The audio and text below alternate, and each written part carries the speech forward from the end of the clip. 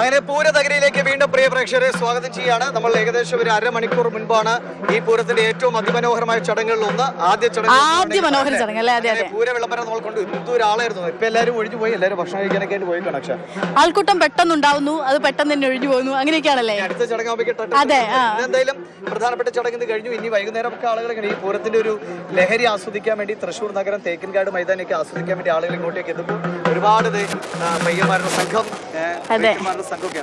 എവിടുന്നാ നിങ്ങള്? ചോര് ഇതൊക്കെ തൃശ്ശൂർ തന്നെയാണല്ലോ. തൃശ്ശൂരിൽ തന്നെ.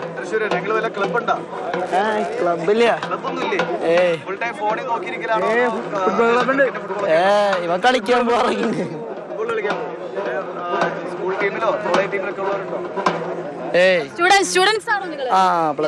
Plus two. ഞാൻ ഡിപ്ലോമ. ഞാൻ പ്ലസ് ടു.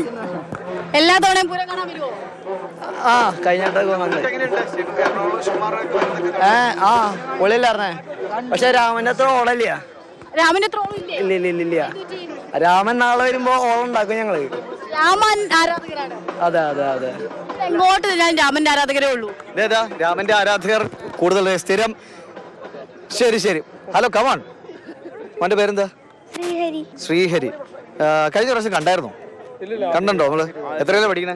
അഞ്ചില്. ഇപ്പൊ അമ്മ അച്ഛനൊക്കെ എന്ത് കാണിച്ചു തരാന്ന് പറഞ്ഞാ കൊണ്ടുവന്ന്? ആനയെ കാണിക്കാന്നോ അതോ പൂരം കാണിക്കാന്നോ? എന്താ പറഞ്ഞു?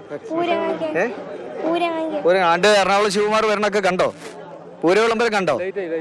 ആടാ സക്കേ, ആ കണ്ടില്ലേ? പൂര എക്സിബിഷൻ ഒക്കെ കണ്ടോ? കണ്ടു. എങ്ങനെയുണ്ട് വന്നിട്ട്? പേടിയുണ്ടോ? ശരി, നടക്കട്ടെ. അപ്പോ പൂരത്തിന്റെ ആഘോഷ കാഴ്ചകൾ നമ്മൾ ഇന്ന് ഉച്ചയോടുകൂടി കണ്ടു. വലിയ ആളായിരുന്നു. ഏകദേശം അക്ഷയ നമ്മൾ എത്ര മണിക്കൂർ കാത്തു നിന്നു അല്ലേ?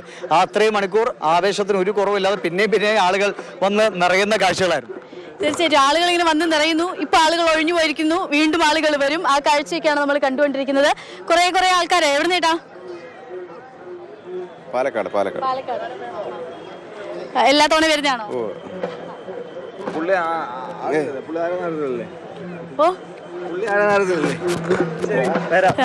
ഞങ്ങൾ വരാം.